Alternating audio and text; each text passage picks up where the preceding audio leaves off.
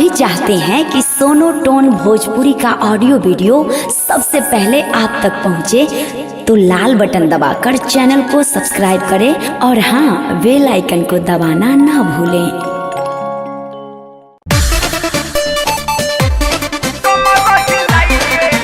अरे बगले में पापा खड़े हैं, समझे?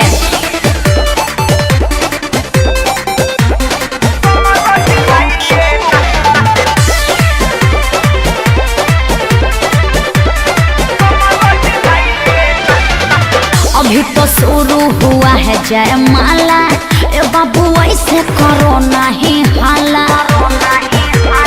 ए हीरो, अभी तो शुरू हुआ है जयमाला, ए बाबू ऐसे करो नहीं हाला। थोड़ा दूर होके डीजे बजाइए ना।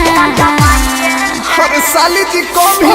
हटिए ना। भैया के साली जी आइए ना, संगे संगे कमर हिलाइए ना। अरे भैया के साली जी आइए ना, कमर में कमर सटाइए। हटिए ना।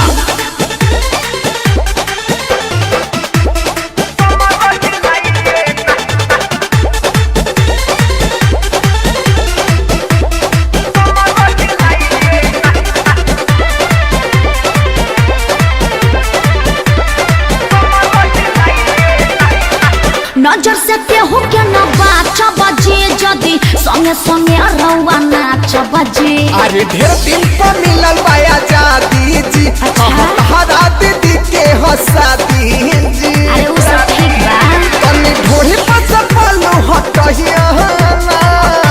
देखिए ऐसे मत कीजिए। भैया के साली जी आइए ना, काहे? कमर में कमर सटाइए ना। अरे भैया के साली जी आइए ना, कमर में कमर सटाइए ना।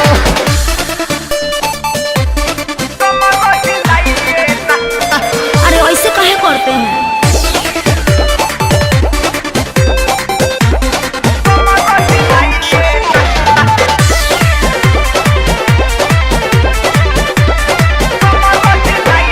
सुनो, ए बाबू बहुत पिटाई बाजी, जदी कमर में कमर सटाई बाजी।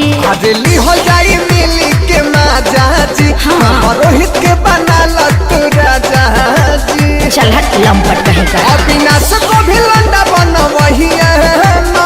अरे बगले में पापा खड़े हैं, भैया समझे? के साली जी आइए ना, काहे? संगे संगे कमर हिलाइए ना। लंपट अरे कहेगा। भैया के साली जी आइए ना, भगेगा कि नहीं? कमर में कमर सटाइए ना। देखिए मेरे सामने में ज्यादा हीरोगिरी मत कीजिए।